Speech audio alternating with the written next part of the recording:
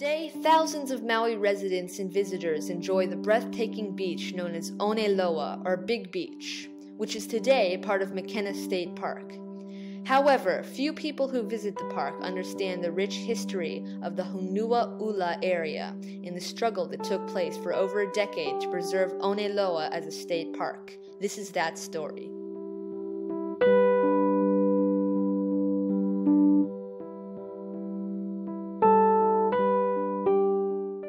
You know, folks talk about the different mokus on Maui and what makes each one special. Now, Makena is part of a moku called Honua Ula, meaning red and earth. And there's a story that it's the red clay that the gods chose to form into the first human beings and breathe the breath of life into. The name Makena is not really the only name, but it's the name of the landing area. The Ahupua'a that most people know as Makena, actually its name is Ka'eo. And Ka'eo means full. It's like a calabash or a container that's full and overflowing. So there was plenty of food in the ocean, and you had 4 fish ponds here right along this coast. The soil was good and sandy, and you could grow sweet potatoes. You could probably grow a lot of other kinds of plants around these inland pools that were just right within short distance. We've been told by some of the kupuna here that thousands and thousands of people lived basically between what we now call Wailea and the end of the road, La Perouse Bay or Keoneoio. I've heard estimates of 10,000 people. We know that folks lived definitely behind Pu'olai, and then there was a very important center down where the Keavalai church is. People had what they needed to build a community here, and certainly cutting down the sandalwood forest that were higher up from here has had a big effect not only on the water table and the amount of water that's available, but also on just the other kinds of plants that could live here. By the 1980s, the landscape in Honua Ula was changing in a different way as hotels and resorts filled Wailea and developers began to see Big Beach as the next opportunity for development. And soon, a group of people concerned that development may consume all of Honua Ula began to build a movement to preserve Oneloa as a state park. I happened to be at the Kahului Library, and I came across a master plan for a state park at Makena, and I started looking through it and thought, this is good.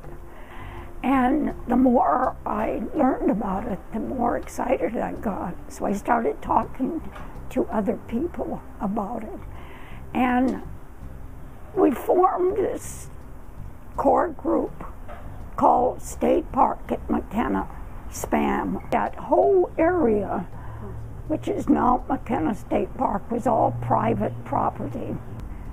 We came across an ad for a lot in a real estate manual, and that kind of alerted us to the fact that we got to do something and do it fast. It's just that this is such a beautiful area and would be just atrocious with hotels or houses or whatever. It should be for the people of Maui.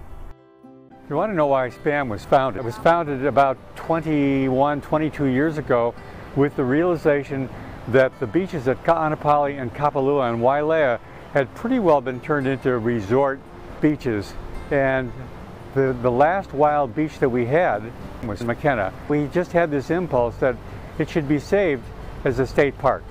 All of a sudden SPAM was born, and it caught on, and we decided to get support from the local community, and within about a year we had 4,000 members, and the community was engaged and we were on our way.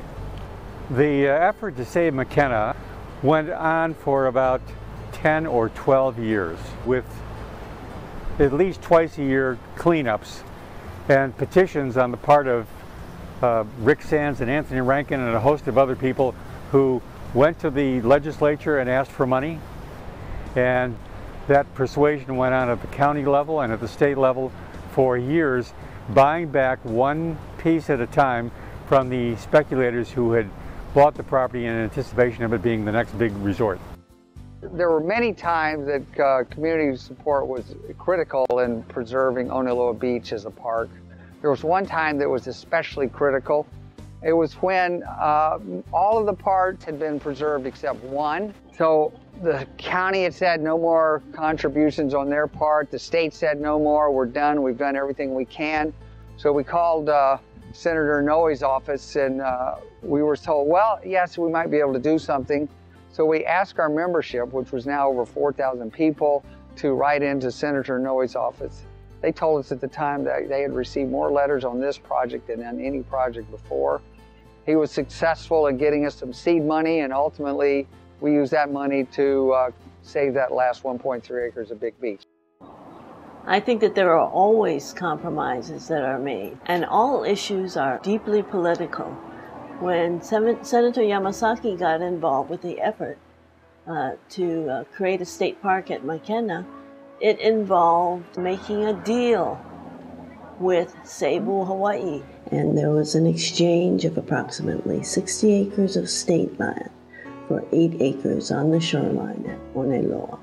And that was a compromise that we felt was good ultimately. And so today we have a wonderful beach park. While the struggle part is over in preserving Makena as a state park, the effort to improve it is not over. And we are also still interested in negotiating with the surrounding landowners in order to expand the park so that there are hiking trails and parking and other facilities available. So the effort continues, but the big effort to preserve the beach has been accomplished. It never occurred to me it might take 13 years when we started this. I think in some ways it's just two words, persistence and perseverance.